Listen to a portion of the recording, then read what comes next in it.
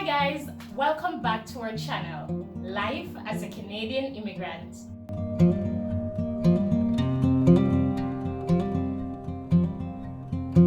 In today's video, I will be telling you 5 things that you need to know before immigrating to Canada. When I came to Canada, there were so many things that shocked me. I do not want you guys to be caught off guard, so I will be telling you 5 things that you need to know before immigrating to Canada.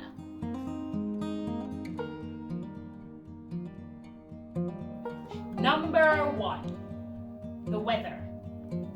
The first thing that comes to mind when you hear about Canadian weather is extremely cold winter. That is true, the winters can be really tough, but the temperature here varies widely. It can range from 40 degrees Celsius in the summer to negative 40 degrees Celsius in the winter, depending on where you are. So it's not always cold here. For example, I'm in Ontario now. Let me tell you the temperature outside. Let me check. Alexa, what's the temperature outside? Right now, it's 18 degrees Celsius. Tonight, expect a low of 13 degrees. See, 18 degrees Celsius, it's not that bad. So it depends on the time of year and it depends on where you are. Number 2, the people. Canada is very multicultural. There are lots of immigrants here. You will meet people from all around the world. I remember my friend from India telling me that the first time she took the subway, she had to pinch herself just to check to see if she was in India, the amount of Indians that she saw. So you will see a lot of immigrants here. So you won't feel pressured to change your culture or to change your values.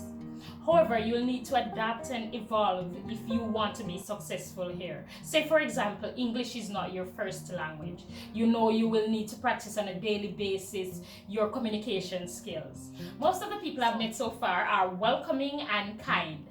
I remember like a few days after we came here, we went to the Walmart close to the house where we live, and for some reason we could not find the bus stop to get back home.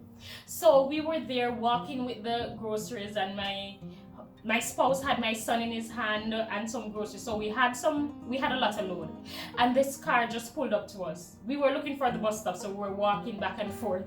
So this car just pulled up to us. It was a lady. She asked if we were okay, and when we told her that we were just looking for the bus stop and where we were going, she said she asked us what's the address, entered the address in her GPS. It was in the opposite direction from where she was going.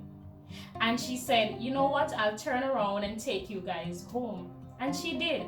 And most of the people I have met since then it's similar. Very kind, very welcoming. Number 3, taxes. Just like in our home country, the government collects money from individuals and businesses to be able to provide services such as roads, healthcare, schools, and so on. But in Canada, you pay a lot of taxes. The amount you pay will depend on how much you earn. You also have what is called harmonized sales tax, or HST. In Ontario, it is 13%. So whenever you go to a restaurant or to the grocery store, the price that you see on an item will not be the final price. When you go to the point of sale, 13% of that price will be added. So if you see a meal for $100, just an example, when you go to the point of sale, you will pay $113. That took some getting used to when I got here. Number 4, finding a job. Most of us come here with the intention to pick up where we left off in terms of our professional career. But that may not be the case. I don't want you guys to feel depressed when you come here and can't get back into your field right away. I just want you to know that you are going through what most immigrants went through. I would encourage you to bring enough money to survive the first few months, or come with the intention to take on a survival job if you have to. However, do not get stuck in this survival job. Every day you will have to work on improving yourself, keep on searching, working on your dreams, so that you do not get lost in the system. You do not get stuck, as I said, in this job. Number 5, getting your driver's license. The process of getting your driver's license will depend on the province in which you choose to live. I live in Ontario, so I will be telling you the process of getting your driver's license in Ontario. In Ontario, we have G1 license, which is like a learner's license. In order to get this license, you will do a written test. Then we have G2 license, which is the next level. You have to do a road test to get your G2 license. And then G license, which is a full driver's license. You have to do a road test to get this license as well, right? Some countries have a reciprocal agreement with Ontario where they can exchange their driver's license for a Canadian driver's license.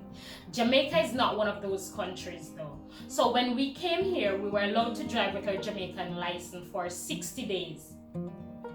In order to get our Ontario driver's license, we had to do the G1 test, and because we had driving experience from back home, we were allowed to skip some of the waiting time. Normally, to get your G2 license, you would have to wait 8 to 12 months after getting your G1 license, and then another 12 months to get your full G license. So because we had driving experience from back home, we were able to get a letter from the Jamaican consulate saying our license was valid and the number of years driving experience that we had. If you have less than 2 years driving experience, you can do your G1 test and then apply for your G2 test. If you have more than 2 years experience, you can do your G1 test and then choose whether or not you want to do G2 or the G test.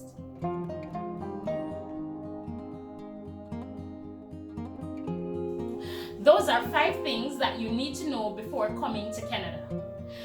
I hope this video was helpful. I do not want you to feel overwhelmed when you get here and feel depressed and regretful. Just know that whatever challenges you're going through, it is what most immigrants went through.